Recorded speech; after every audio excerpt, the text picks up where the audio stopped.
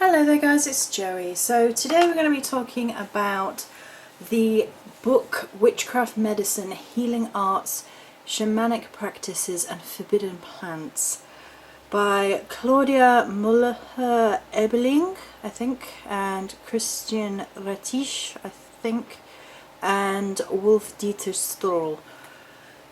Right, so I purchased this book a couple of weeks ago now, and I'd been eyeing it for a while, and somebody actually shared it in one of my Morrigan groups, and I was like, oh, I'm taking it as a sign. I don't need much of a sign for books, but I was like, yeah, I think that's the sign to buy it right there. And I'd initially been a little bit hesitant because the beginning of the book does have the sabbats. And I am so bored of seeing the sabbats as the sort of opener to a book, a particular witchcraft book. It's not a Wicca book, it's a witchcraft book. And I have no problem with the sabbats, but I'm so bored of seeing that as the format to opening up a book. It's just been so done to death. And that put me off at first. However, this book is an absolute gem, and I highly recommend this book for anybody interested in plants and healing magic, but it's more about the plants and the medicine. There's a strong historical vibe throughout, which I freaking adore. That may or may not put some people off. This is not a recipe book. It's not a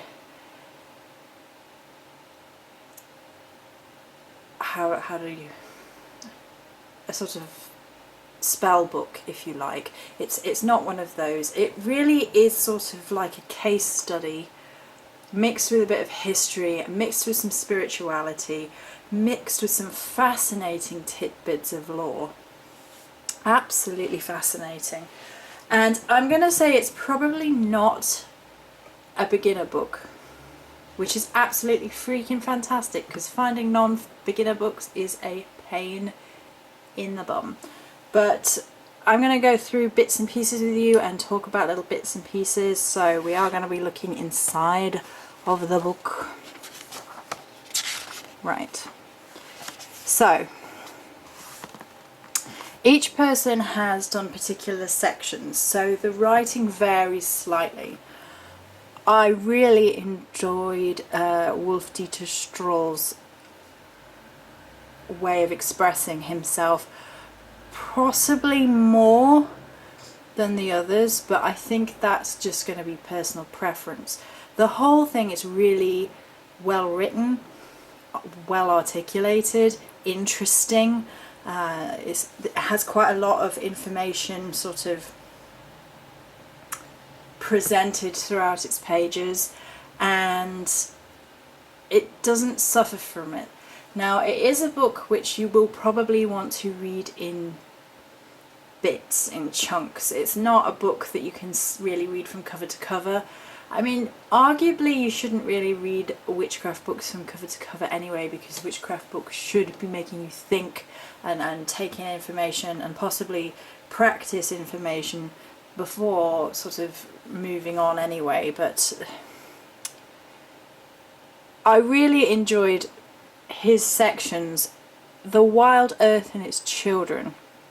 Now, he does have the sabbats and rites in his section, so I can kind of forgive it a little bit more. But I really freaking enjoyed The Old Woman in the Hedgerow and The Witch's Shaman, and it kind of has a perhaps slightly emotionally loaded perspective on events that took place with regards to demonization of witches. It's a little bit emotionally loaded, but it's not full down your throat, and it's got a lot of history backing it up. And then we move into fertility and birth, and the Mother of Death. And the Mother of Death is probably my favourite section, all about festivals for the dead and things of that nature. So then it moves on into Witchcraft Medicine, and it focuses on Greek mythology. So the Garden of Hecate, the Garden of Medea, the Garden of Circe, the Garden of Artemis, and then talks about flying ointments and lovers' salves.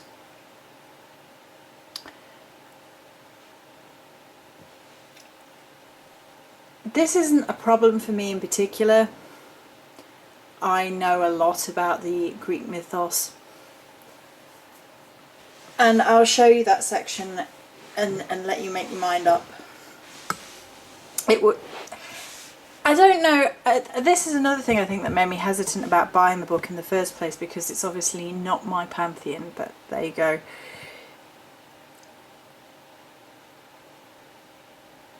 Then we have the images of witches, the demonization of nature's healing powers, and forbidden medicine from the Inquisition to modern drug laws, looking at how plants in particular have been demonized through law even, when probably man-made things are far worse for us. It's an interesting way forward. So it is quite a texty book. There are, however, some incredible inclusions of artwork. Right, so it starts off very early. Right, so here is a lovely example of some of the little artworks that make their way in. There's a lot of woodcuts. This woodcut is from Hieronymus Bock, Kutterbuch, 1577, and it has that kind of style influence with quite a lot of its art. Now, one of the interesting things that it does do, you can see this is all highlighted here. This is talking about in depth about the hazel tree. So it gives quite a bit of lore, and it's going along, plodding along with its sort of historical presentation, and then it will step out and talk about the hazel tree, and the hazel tree will have been mentioned in the history, and then it will step out and it will talk about the lore and the magic and myth. I don't want to ruin it too much, you see, because it really is an amazing book. And then here we've got birch, so it's doing that for birch as well. And then it includes different little bits of artwork, as you can see in the border. Hang on, let's zoom in a little.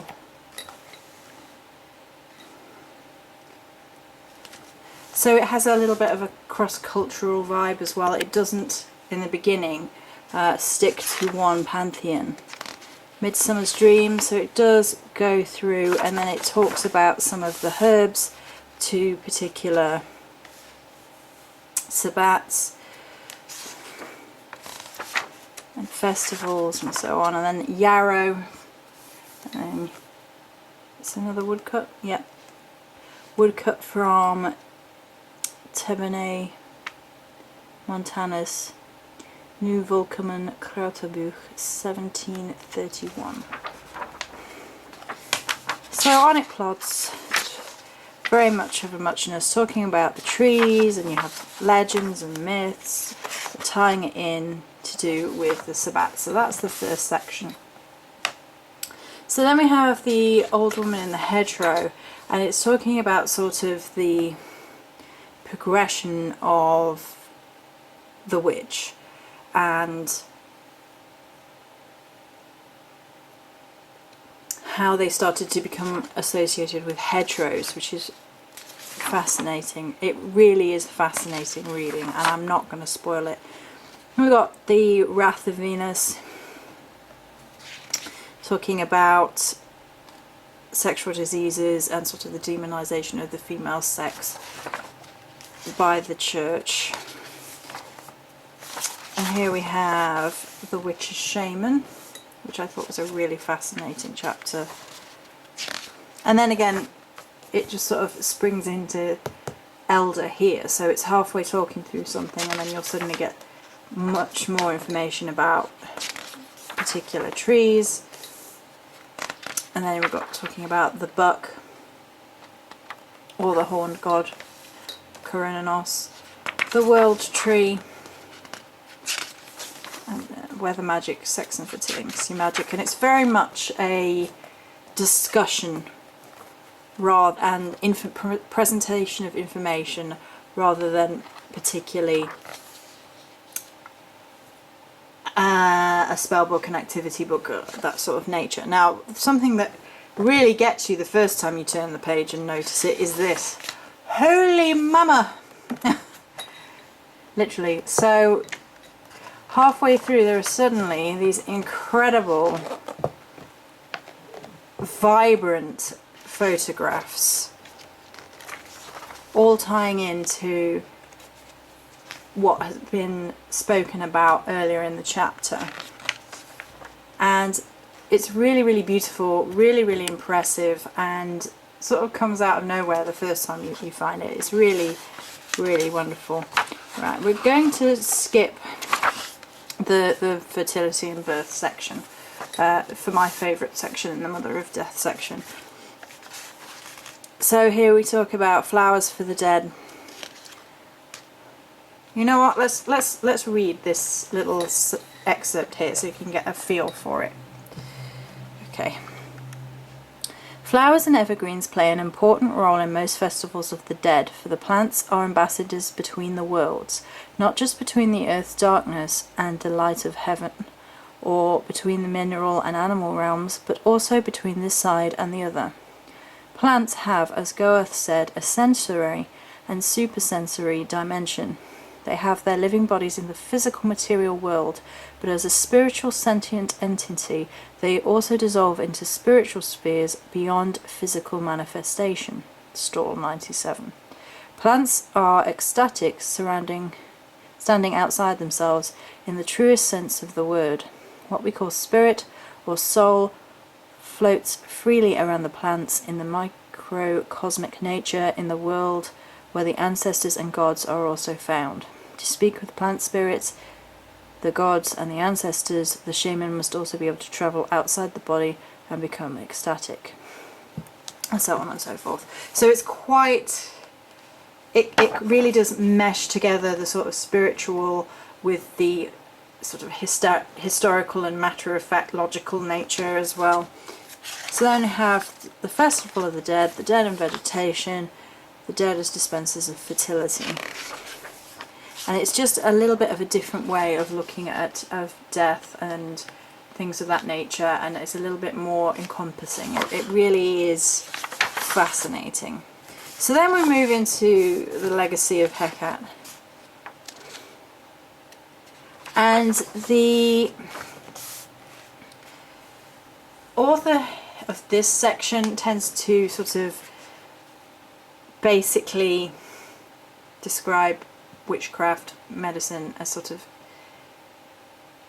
intrinsically linked with Hecate, and I'm okay with it. It's just not my particular pantheon.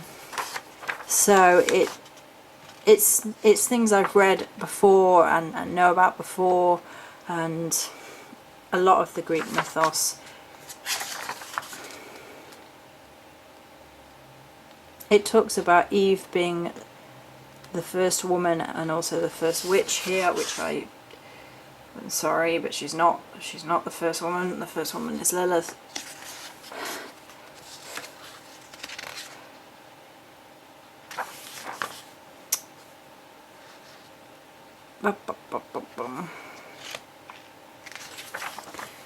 So then we start talking about poisonous plants. So here we talk about henbane and some of its uses throughout history. Black henbane,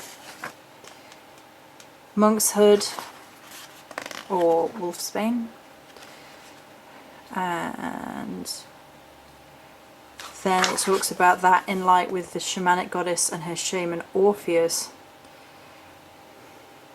So it's again tying all these plants into that particular mythology. The plants in the Garden of Hecate.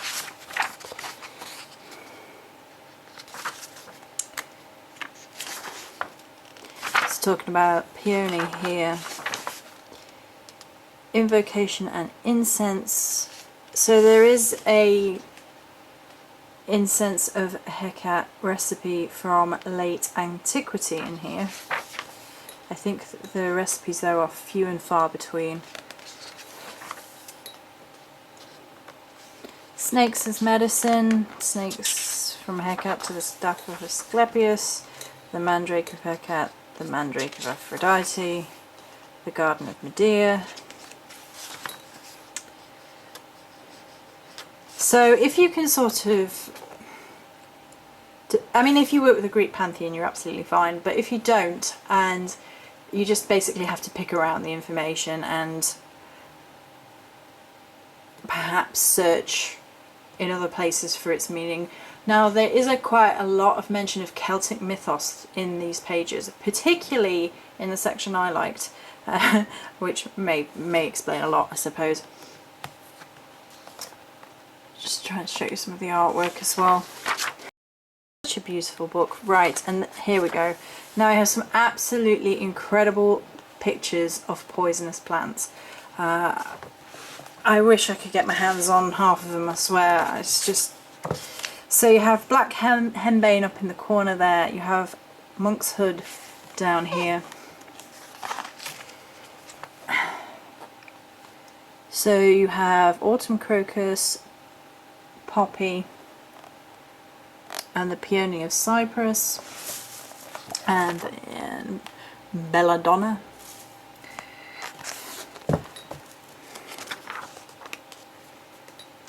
More belladonna. The bitter nightshade. Amazing. Black hellebore. Herb Christopher, known as witch's plant. And down the bottom is common butterbur.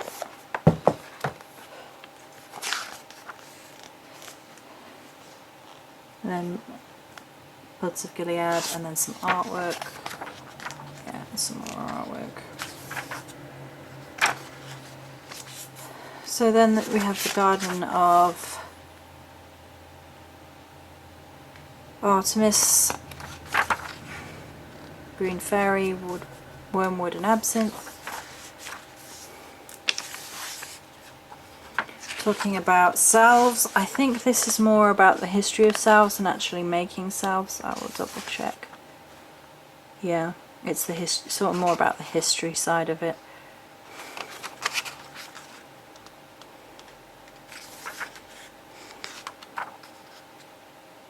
Listing of the proper names of things.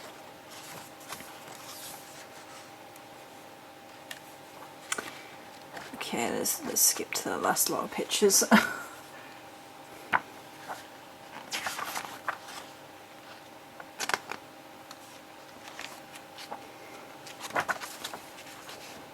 Yep. Right. So in terms of a how to do it book, it's not a how to do it book whatsoever. It is a fascinating look through witchcraft and medicine, through its history, through its lore, and some of the meaning behind it on a spiritual level. It is going to speak to those very much who are interested in plant life, in the sort of shamanic pathways of connecting to the vibrations of plants. I really wanted to read a little bit more about the poison plants. I thought that was interesting. It's a wonderful, wonderful book, and I think it should be on everybody's read list. It's I highly recommend it. And I don't think there's much else I can say about it, because I don't want to ruin it, because I seriously think that people should definitely add this to their must-read list. It's amazing. Took a few sittings to sit down, read bits of information, take it in, but that's fine with me. Again, I really enjoyed the historical standpoint. It might not be for everybody, but I think it's well worth it in this book. It just is so full of lore and myth and idea. It's great. Highly recommend it. So that's going to be it for the Witchcraft Medicine book. Many blessings.